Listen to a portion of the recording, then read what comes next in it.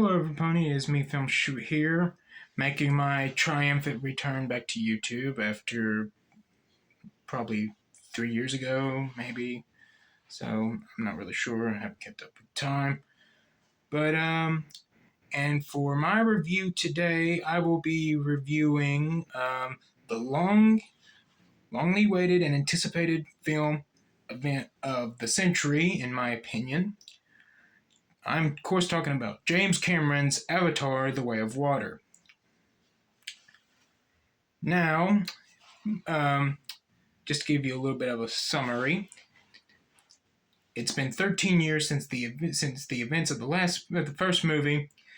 Jake and Neytiri have settled down. They've made a family. They've had kids and everything else. Everything's looking dandy as ever until the RDA, headed by Giovanni Ribisi and military Colonel Miles Quaritch, making a big return as a Na'vi by putting his consciousness into a Na'vi body. And so now we are in a year away. The Na'vi and the humans are once again at war. Things are looking pretty dour.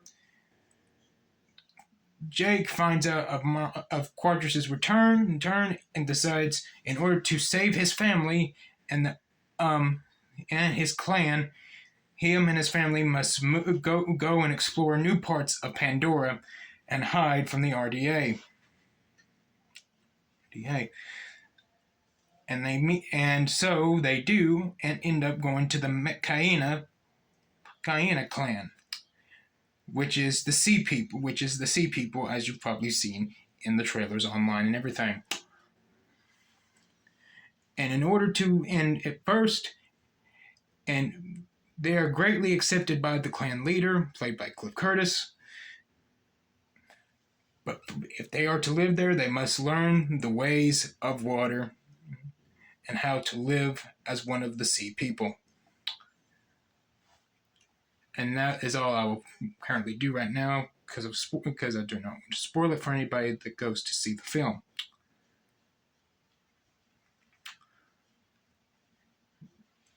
Now on to the review of the movie itself. The good things about this movie is that it has fantastic performances from every single one of its cast members, including Sam Worthington, Zoe Saldana, Stephen Lang, Sigourney Weaver, and a great emotional impact is felt throughout the entire movie, especially near the end of the film, which I won't spoil it for anybody, but something big happens at the end. First few minutes is what you would kind of expect from a sequel to Avatar. Human and the Na'vi at war, big explosions, not Michael Bay level, but big explosions on a level to where, holy hell, that's badass. And then whenever you get to the Mek'Kaina, I'll be honest, it's a little bit slow, but it serves a purpose. Because it gives you time to develop all of the kid characters, their children. It gives them development on their characters, and it shows how. And it's fun to watch to see how they adapt to this new way of life from being in the forest for so many years, for nearly all their lives. And it gives them more time to develop their characters, their arcs, their intentions, etc. And some people may find it boring, but I didn't find it boring because it serves a purpose. It advances. It starts to tell more of the story. And then when you get to the third act, Cameron pretty much comes out and says, "Okay, y'all wanted some action, right?" And then boom, the action comes and it does not stop.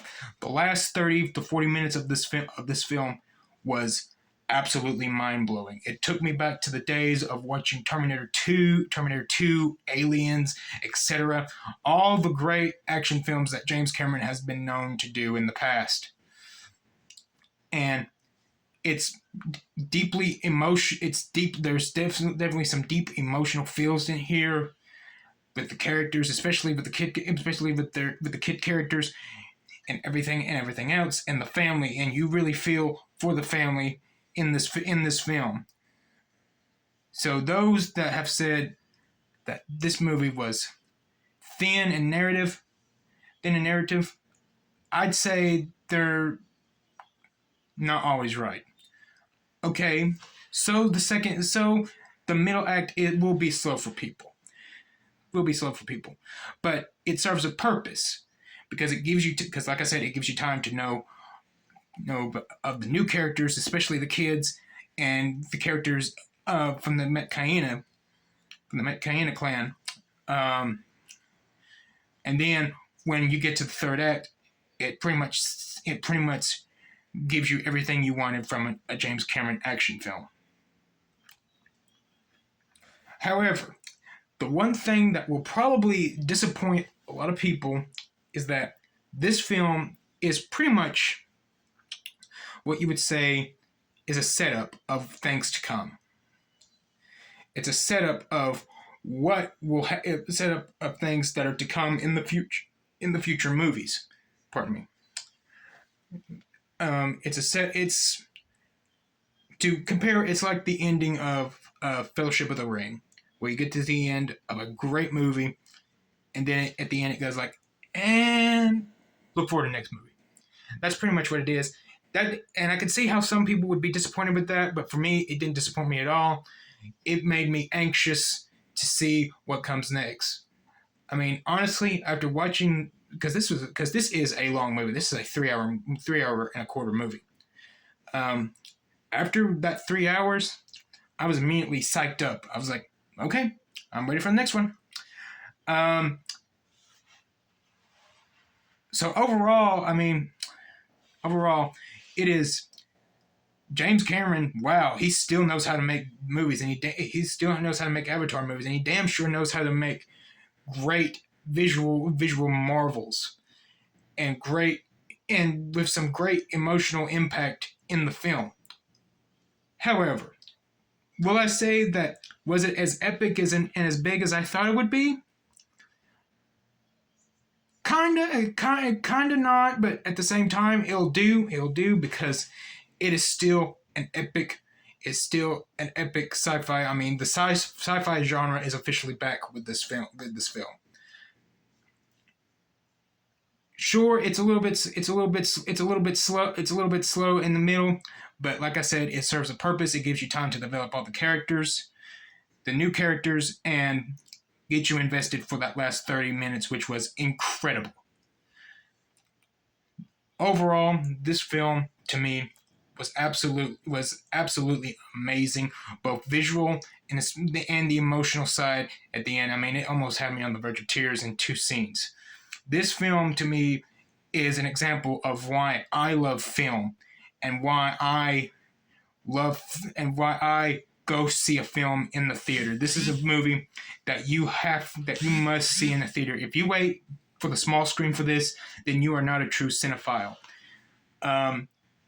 This movie was absolutely incredible. I can't wait to see what's to come. So James Cameron, bring him on. I give this movie 10 out of 10 stars.